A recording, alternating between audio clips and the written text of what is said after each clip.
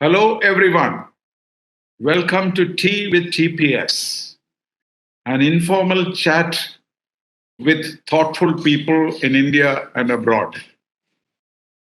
Our guest today is Ambassador G.S. Iyer, who left the Foreign Service recently as ambassador to Mexico and before that, Morocco.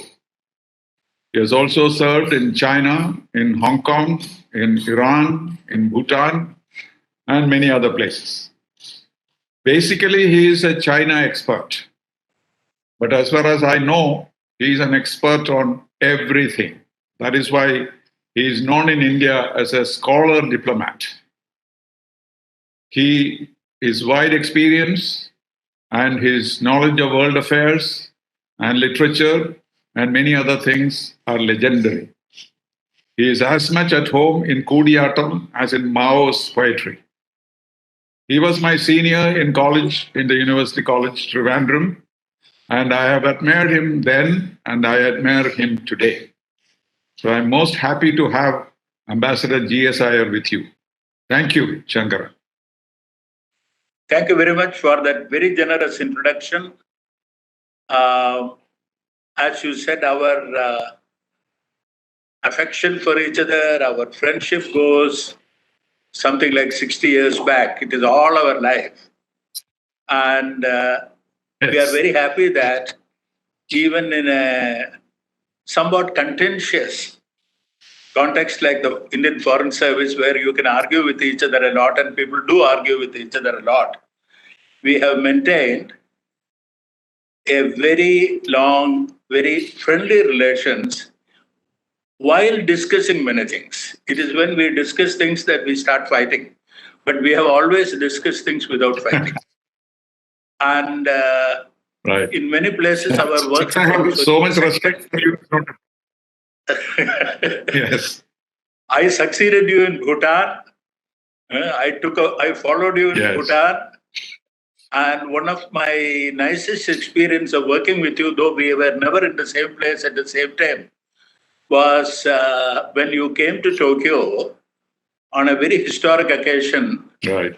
When Prime Minister Rajiv Gandhi visited Tokyo. It was very important because the Indian Prime Minister was going to Japan at that time after something like 20 years or 17 years or 20 years or something like that.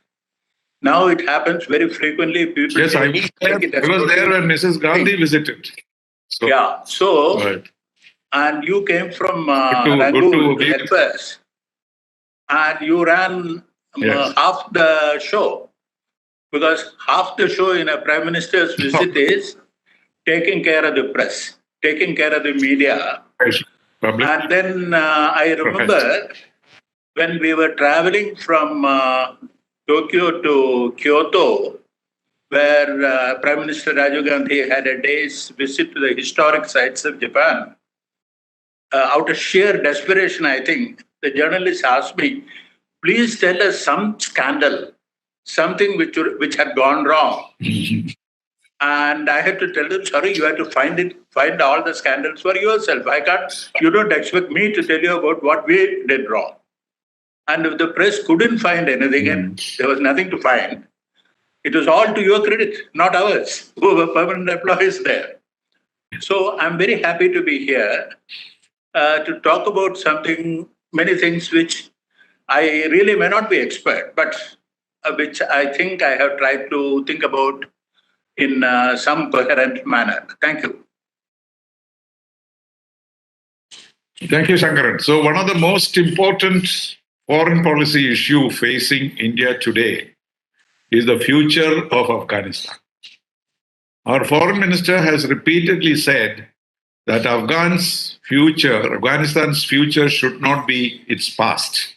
It has a very deep meaning because if it goes back to the past, the country will be most affected adversely is India. But the report so far is that Afghanistan is receding into the past rather than forward. The Taliban has already taken over about 90% of the territory it claims.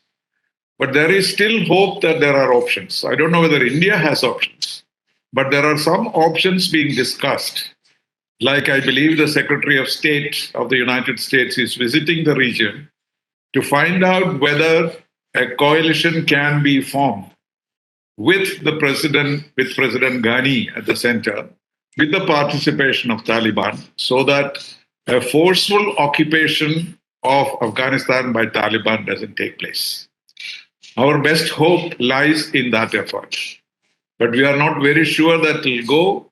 Otherwise, what we will have in Afghanistan is a China, Pakistan, Taliban coalition, which will be hard for us to deal with. So do you think we have options, and what are they? First, let us look at a little bit of history, not too long, because on one side, Afghanistan really became a separate entity, completely severed from India, only something like 150 years back. Our histories always talk about invasion by various Afghans, the most notorious of them being Ghori. But in those days, Afghanistan was really part of the Indian states system. A lot of states had coexisted, fought with each other, etc. And what happens is that the eastern part of Afghanistan were all part of that. Kabul was one of the 15 subas of Babur. Maharaja Ranjit Singh ruled Kabul. So only after the collapse of the Sikh Empire and after the defeat of the freedom, the first war of independence for freedom, that the British reached that area and worked out some arrangement with the Russians to create this buffer state. Buffer states generally are also artificial entities. They are not created for the convenience of the people. They are not chosen by the people to be one, like France or Britain or even China or Japan. So, or even the modern India, where we have chosen to be together despite differences in languages and various other minor details. So, Afghanistan was put together. Yes. So, it was always a kind of an artificial entity where it existed because of the way in which it was tolerated by the big neighbors. And the third neighbor there is Iran, which I always have said is the most important factor in that. So net result is the interest of these countries to maintain this as a separate entity is no longer there. Today, the Russians would not mind the Americans being seriously discomfited. After all, it was in Afghanistan that the Soviet Union reached the beginning of the end, if I may put like that, because with their intervention started more or less the final decline of the Soviet Union. The 10 years of the last years, of course, it had internal reasons also, but the drain of the fight in Afghanistan was the final blow. At the same time, the Islamic Revolution took place exactly at the same time in Iran. And they have their own perspective. So the raison d'etre for Afghanistan as some kind of a buffer is not there with the same degree of agreement among the others as it existed earlier. So this is the first point which I would like to flag. Now, that is why today Iran, Russia, and Pakistan and America are at cross purposes. And the biggest target of these problems, as you have already said, is India. Because our interest does not lie in an expansion of the Pakistani influence. Our ability, we should discuss separately. I should not go into that now. What we have worked together with Iran is very unclear. And then we have not been able to solve the ambiguities with Russia to arrive at a completely agreed position. So to that extent, our limitations of action have been accentuated. Then the American withdrawal. Sorry to interrupt you. Shankaran. Shankaran, sorry to interrupt. Yes. Mr. Jaishankar said that the kind of consensus we had, I think he was speaking in Iran, of the 90s is still valid, he said. He didn't specify and the others did not react. So maybe you're referring to some kind of understanding which existed at that time. If it comes back, there may be a possibility of an agreement. True. Is that so? But my real issue goes to a little further. Can a united Afghanistan be maintained at all? On that, I am getting increasingly worried. Because the western half of Afghanistan, which is mostly Shia, historically part of Iranian sphere of influence, can never be allowed by the Iranians to come under a Taliban kind of an arrangement. Taliban taking over, even today the American Joint Chief Chairman said, is not inevitable. It's not inevitable is a very, very mild way of support. So the question is only and the strategy is now very clear. They have bottled up all the exits from Afghanistan to other countries. They have controlled the main roads to Iran, controlled the main roads to Balochistan. A little bit of exit to Pakistan remains for very good reason. And even China. Use it. They are using it also. So Afghanistan had been strangled in that sense. And they have not captured cities. This is a classic guerrilla strategy. Control the countryside and isolate the cities. It has been used by everybody. It is standard tactics. So, in effect, Kabul government will only run Kabul, more or less like Mao waited till more or less the last moment to capture Beijing and Shanghai. He controlled everything else. Only the headquarters of the enemy government stayed in the headquarters of the enemy government. So I see a repeat of all these things. The only way I can say, this is a very, very unorthodox suggestion, but I'll say it. The Iranians have a very substantial stake in making sure that the Shia population in the Western area are not decimated or Talibanized. Ideologically, they cannot allow it. As a matter of principle and their position, they cannot allow it. Thirdly, Iran is a very major. Do they have an action plan for it? Yeah, they are a trading partner and they trade with that area. And finally, there will be an even bigger refugee problem than they have today.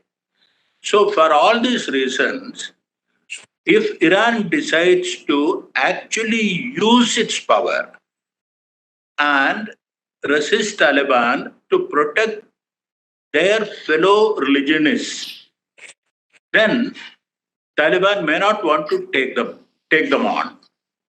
Because the Iranians have trained the Hazaras and other Shias in that area by actually using them in battles in Lebanon.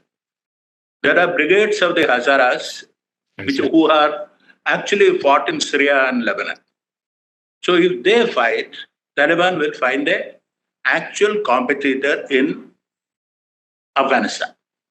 Otherwise, there is no way in which Taliban will find an actual competitor.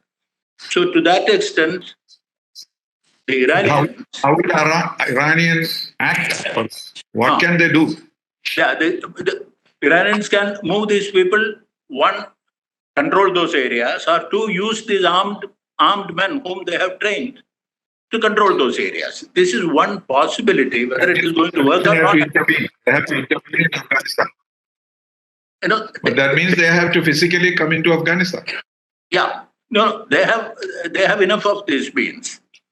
The second issue is whether the so-called northern groups, who were originally funded by the Russians and to some extent by us, we are told, are going to really risk a fight. This will not be a bad scenario. Dividing Afghanistan along that watershed to the west of Kabul, the Iran-influenced area being different from the Pashtun-influenced areas, and they emerging as two different states, would be the best way of providing a certain amount of reasonable peace in that place. But, that is why I say the idea that Afghanistan must remain one, because nation states cannot be broken up, and that this unity is some kind of a God-given thing, should probably be abandoned in the best interest of the people of that country. Because countries do break up. Something like 15 or 20 countries have broken up since the establishment of the United Nations showed that there is some kind of sanctity about what is called a state. States have been very unstable, even the Soviet Union. Right. What would do? And there are some more which are going to break up. So we know there are going to be more fragmentation in Africa, definitely, and even in Europe. So, even in Europe. So, we should not... Yugoslavia, we already seen Yugoslavia. It happened. The Catalonia question is there. Scotland independence is being talked about, though it may not happen at all. So, the best thing to do, but this will not happen, because it will not happen easily, it will not happen peacefully, it will not happen painlessly, because the Americans have promised to continue using their air support to cover the cities from being taken over by the Taliban. Of course, the Americans have this big thing about Kabul government. Using air force.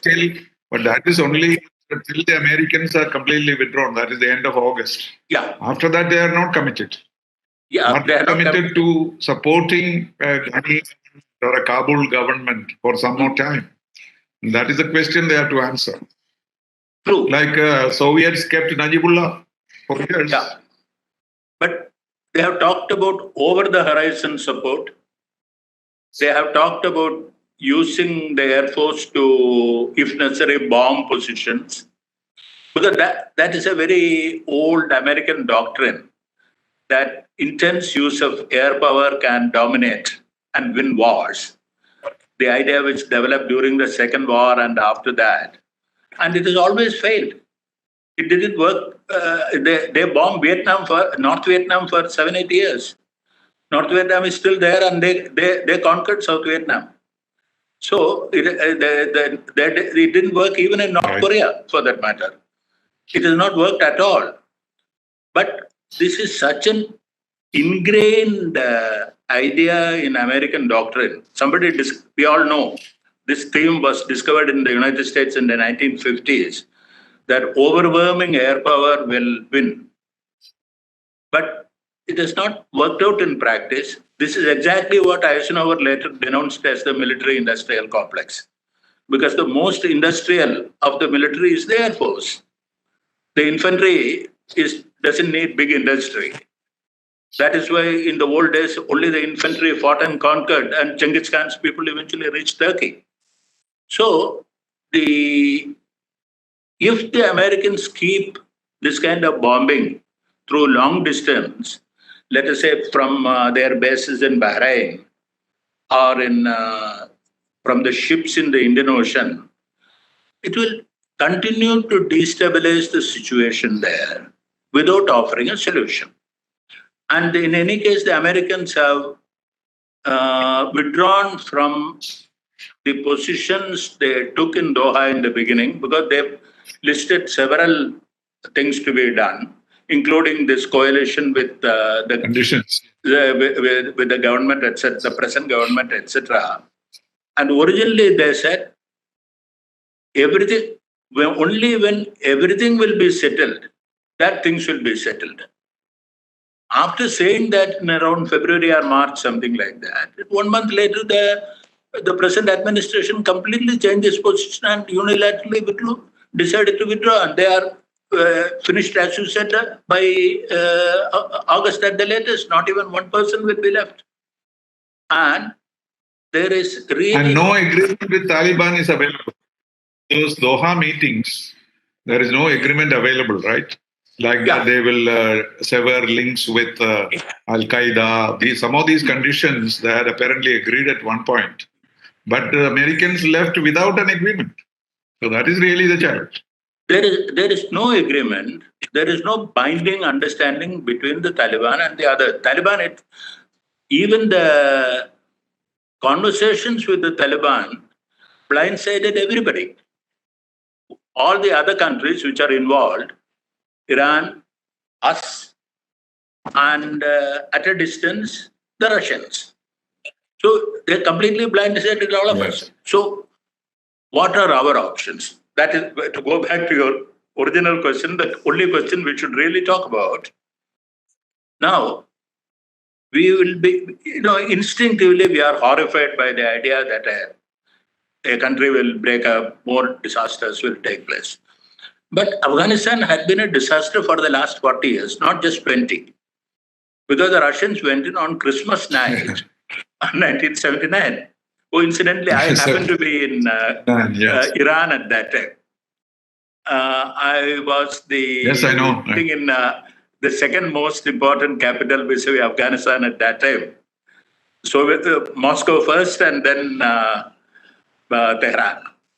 And it so happened I was the officiating ambassador. I was the Shah of Fez at that time when I heard about that. And I had never had any doubt, right from that time, that this disastrous decision by the Soviet Union was also prompted by the crisis in Iran. Because please remember, the Iranians had taken the American diplomats hostages in the previous month. It was on November 4th. And the United States threatened to attack Iran. People have forgotten this now. They threatened to attack Iran to rescue the hostages. There was an attempt to overthrow that government. There was a guerrilla warfare going on in Iran. We used to have daily shootings all around the embassy. Now, from the point of view of the Iranians, they were fighting to save the regime. And in those days, Iran did have a border with the Soviet Union. And from the Soviet point of view, the Iranian revolution was a tremendous plus. Though the Islamic Republic was ideologically hostile to the Soviet Union, it was a strategically big plus. Having eliminated the Americans in the Cold War days, the only place where the Americans were totally eliminated from the borders of the Soviet Union outside of Europe, that was Iran. So it was a big plus. And the coup had certain pro-American elements. And Iran, the restoration of the imperial system in Iran, or even an attempt by it, a destabilization of Iran by the Americans, would have been one of the biggest nightmares of the Soviet Union. And that played at least a very substantial part in the intervention of the Soviet Union in Afghanistan, for which everybody all around had paid a lot. And we must remember, soon after that invasion, we all know how the Soviet ambassadors were asked to explain their position at the highest level to all the foreign leaders. And we know we had no, and at that time we had no government. And the only person the Soviet ambassador could meet was the foreign secretary in Delhi. I was present at that. Yes. Yeah. Now the Soviet ambassador did not go to meet anybody in Tehran. because there was nobody to meet. There was no government actually. Right. The government had resigned, and there was some kind of a temporary arrangement called the Revolutionary Committee, whose membership was unknown to the public. We have nobody to talk to except some officials, etc. Yes. The Soviet ambassador did an enormously courageous thing. He drove all the way to Qom and met Ayatollah Khomeini. Very few people have written about it or even known about it. He took a Persian-speaking officer with him, and the Iranians asked him to wait with the rest of the crowd. Khomeini heard about it and invited him in. And normally, the Iranians used to talk a lot about what was said by the other guy and how they replied and all that. The Iranians didn't speak a word about how Khomeini replied to the ambassador. They had a two-line news after that the Iranian ambassador visited Imam Khomeini today in Qom. Not one word. No, and Khomeini didn't react at all. Khomeini didn't oppose it at that time. Khomeini didn't say a word against the invasion. Khomeini spoke about it for the first time only at the end of January. By the time the Americans had planned everything, the jihadi people had been sent in, everything had happened. So the Iranian situation is a very important, I'm saying this at some length, because it is a very old and very different kind of situation there. So, in India, you know that the ambassador met Mrs. Gandhi. Mrs. Gandhi was not prime minister. Yeah. Still, he went and met her, and she told him some encouraging words. Remember that? Yeah. There's a whole story about that. That's how our policy was made. There's a whole lot of politics about it. The speech which we made in the UN in January, all kinds of confusion has taken place. There was a statement by Mrs. Gandhi at that time also, Mrs. Indira Gandhi at that time on this issue also. We changed our line, we know that. So but the way in which both the Iranians and the Soviets handled that is a very, very interesting thing, which is forgotten in the middle of noise about Pakistan.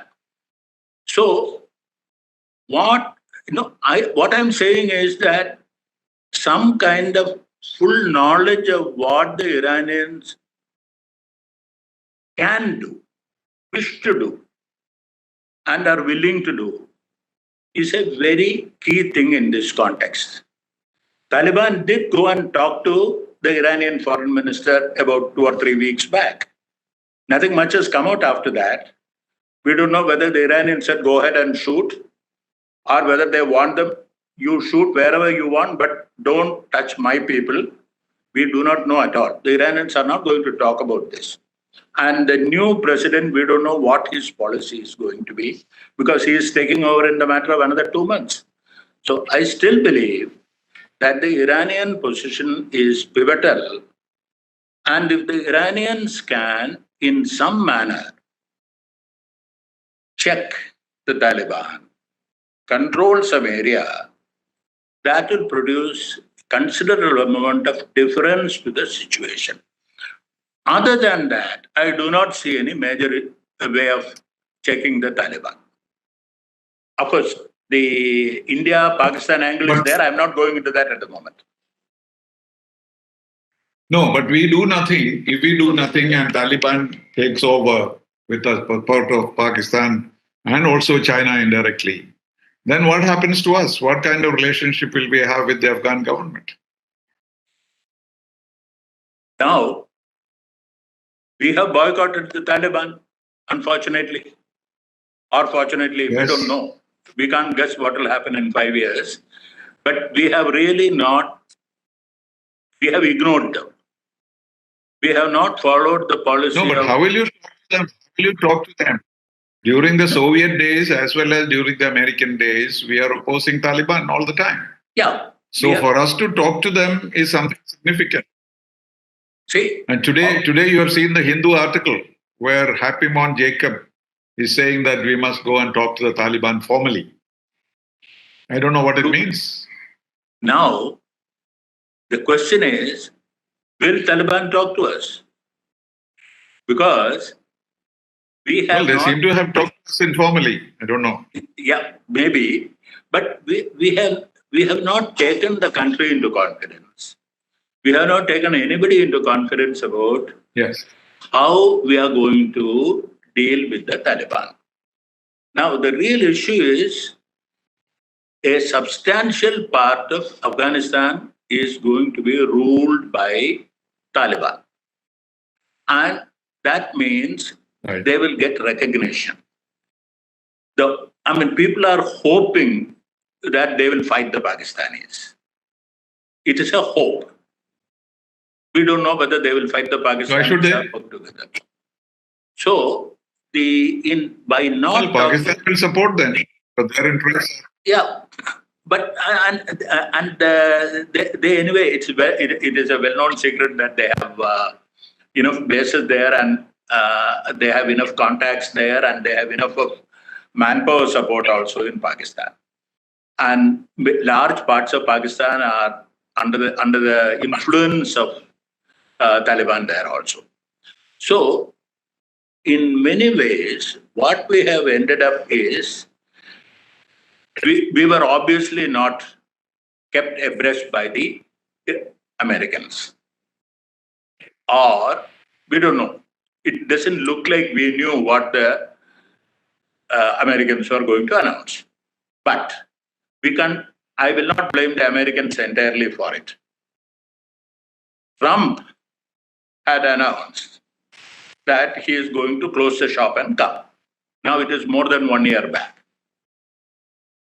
Now, even before, Barack Obama himself wanted to withdraw. It's a very old story. He said the surge will be followed by a withdrawal. He did the surge and he also promised a withdrawal. And Trump was absolutely categorical about it. Yes. Now, election in America took place several months after the announcement by Trump. And when Trump announced that he was going to withdraw the troops, there was absolutely no guarantee that Trump was going to lose. Trump could have won, Trump could have lost. We don't know. Right. No, Trump lost. That's a separate issue, but that is a later event. The government in all governments, whether it is Mr. Xi Jinping's China or us or anybody, had to look at options on both the assumptions that Trump will win and Trump will lose. It has to be there because it is United States. We are not dealing with Belgium or Belarus. We are dealing with the United States. So, in this particular case, Biden and Trump had the same views. Biden and Trump had the same views. So. You see, increasingly, most of Biden's policies look like Trump's policies because they are ultimately the compulsions of geography and political needs. Except that he had added strong vaccination domestically and working together with the European powers externally. This is a very brutal and narrow-minded summing up, but it's a very effective way of summing it up, I think. So what happens now is nobody can say that should not have been prepared.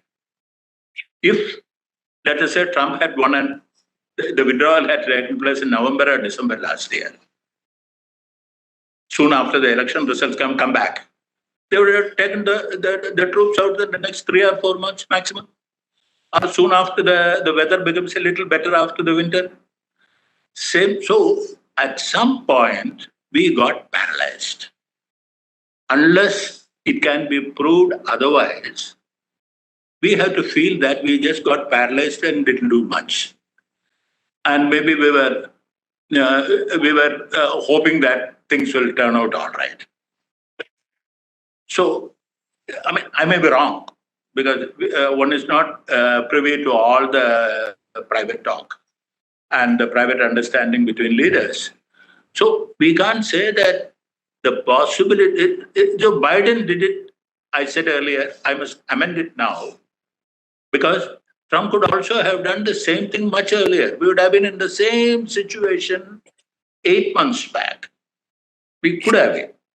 So And summer, he was not going to withdraw because he was more busy winning the election or trying to win the election, which didn't happen.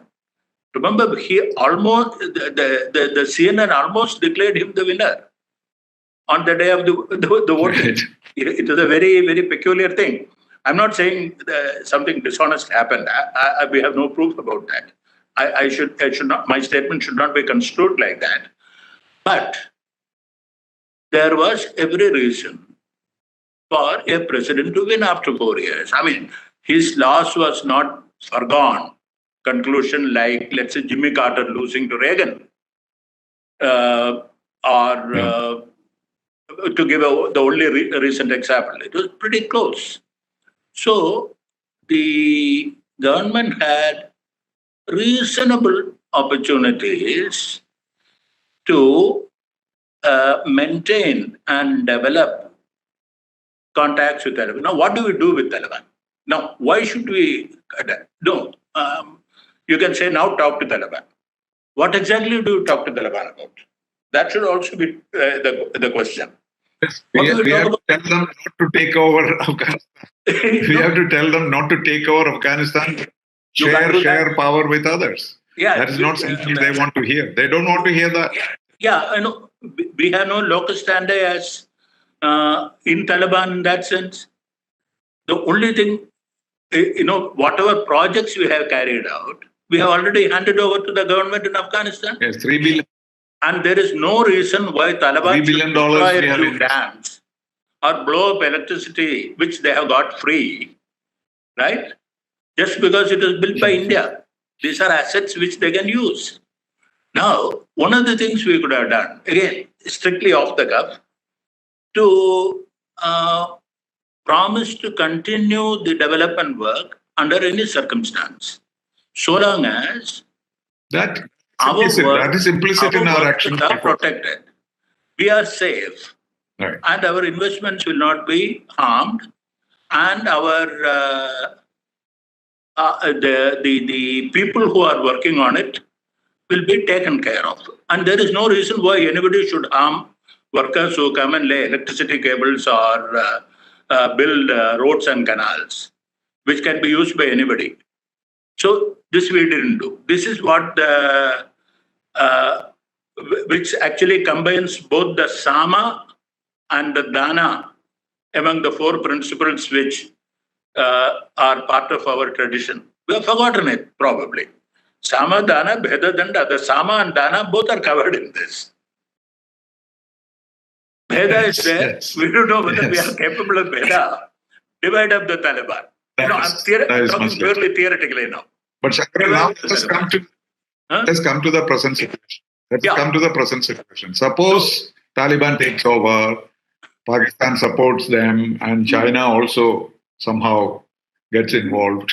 Then what are we going to do? Just nothing, isn't it? What can we do? Our options have become extremely narrow, extremely limited. And as I said, I don't know whether we have any discussions with the Iranians and whether we have had any inkling of what the Iranians will do. The only force today, in my view, which can limit the domination of Afghanistan by the Taliban will be the Iranian presence in the western half of the country, the Shia half of the country, the traditional sphere of influence of Iran. And it is the Iranians... But there is no guarantee that Iran will do that. There is no indication that Iran will do that. Iranians obviously will not announce it. Yeah, Iranians are not going to announce it. If they're going to do it, they will do it. Their system is different, they work differently. As I said, the only thing we know is that the Taliban and the Iranians talk to each other in Tehran. And their foreign minister had a meeting with the Taliban.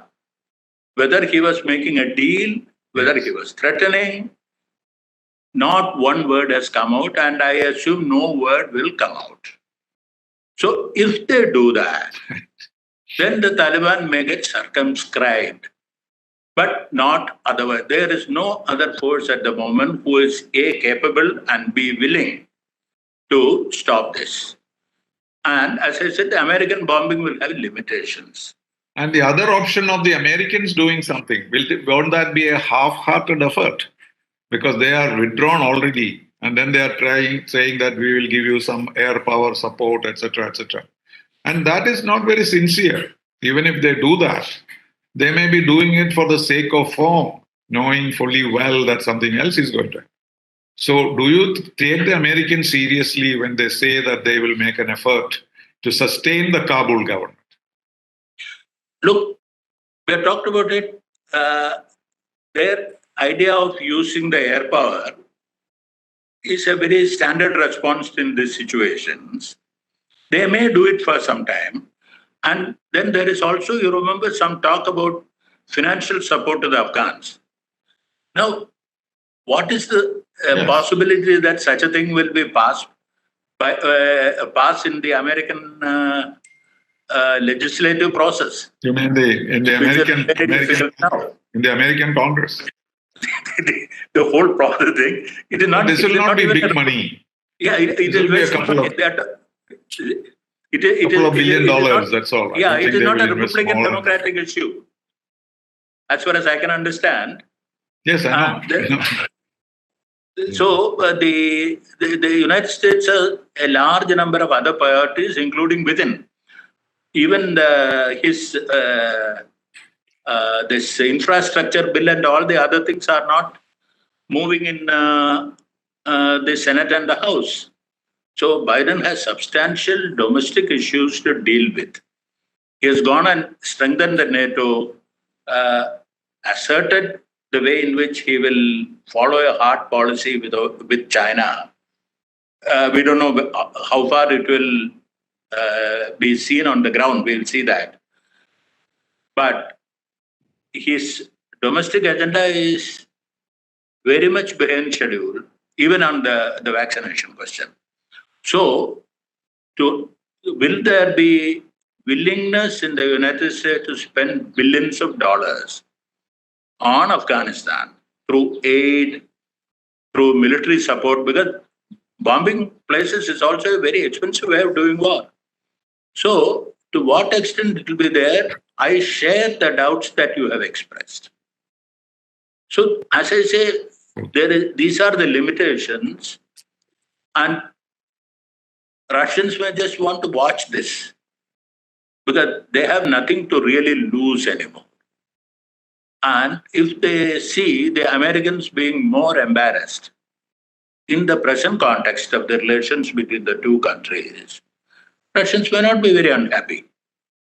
Because despite whatever may have been talked in Geneva between Mr. Putin and Mr. Biden, there is no serious relaxation of the differences between the two countries. The British went and even drove it. It is only aggravated after Geneva. Yeah. Yes. Yeah. Geneva, the relations have not improved. No, it is not solidified in a way. Yeah, and the only thing they have agreed is about some nuclear controls, which of course is a very sensible thing to do, which both are responsible countries, they will do it.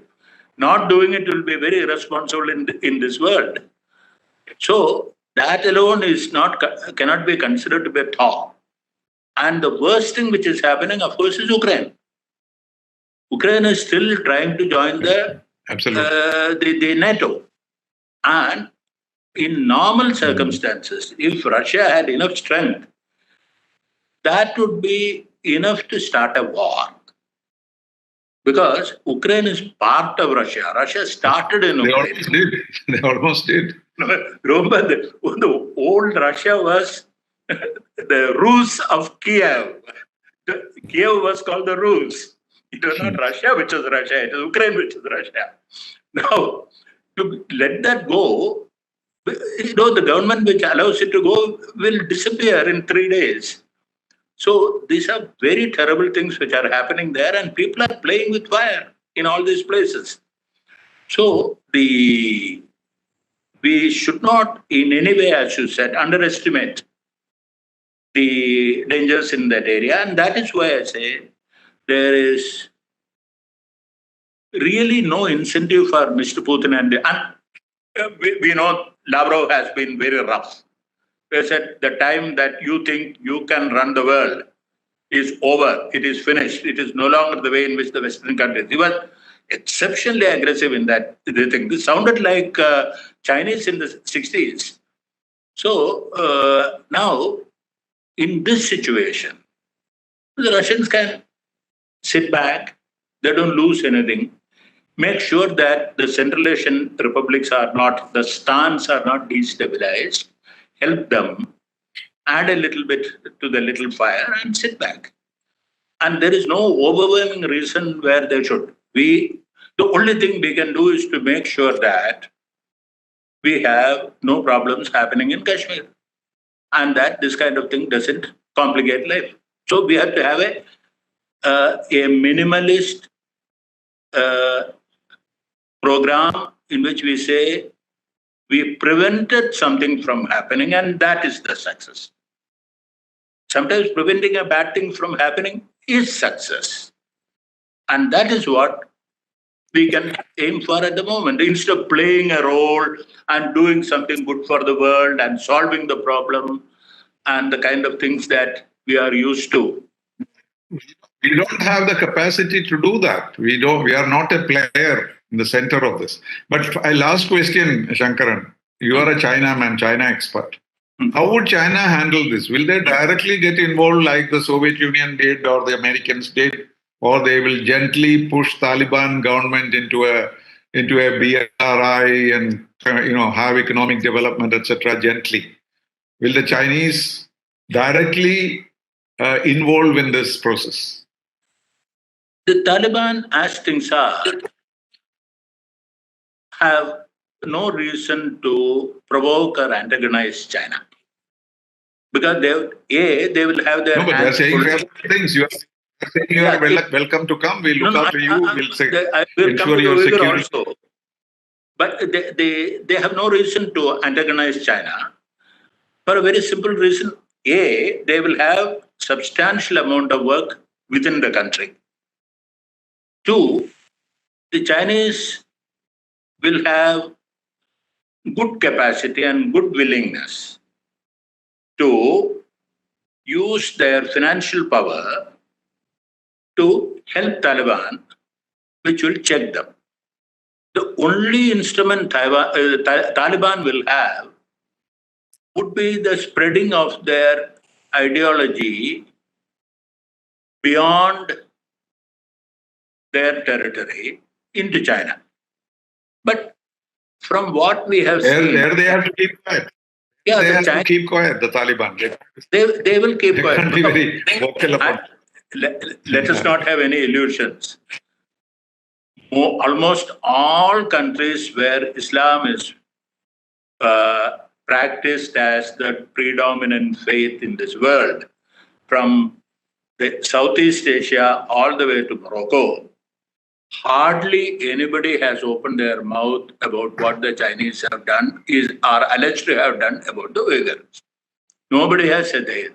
They have even made statements in support. Not even Saudi Arabia, not Morocco. They are staunch Muslim countries where faith is taken very seriously. None of them have done that. The Iranians haven't done it. Indonesia hasn't done it. Nobody has done it. So there is no reason why the Taliban should go with it and do that. And the Chinese have already isolated themselves. They have protected themselves from this kind of a thing. And the only physical connection is that Wakhan Strip, which nobody can pass through. It is an 18,000 feet high area, hardly the kind of route through which this kind of an activity can take place. And the Central Asian republics will not allow this kind of propaganda to continue. So the Chinese are reasonably immune. Unlike in the case where we have our problem in Kashmir also is not the Talibanization, but Pakistan and the spillover through Pakistan. So the Chinese should not have a problem. And they're capable of dealing with that in their own usual no-nonsense manner. Okay, good. Thank you very much. We have to wait and see. First, the American effort, we have to watch what they will do. And if that also fails, then what Iran can do and how the Taliban will eventually be able to share power rather than take things by force. That's all that Thank we you very can much for having me. hope and expect. Thank you very much Thank for you. having That me. was very delightful conversation. Thanks again for the time. Thank you.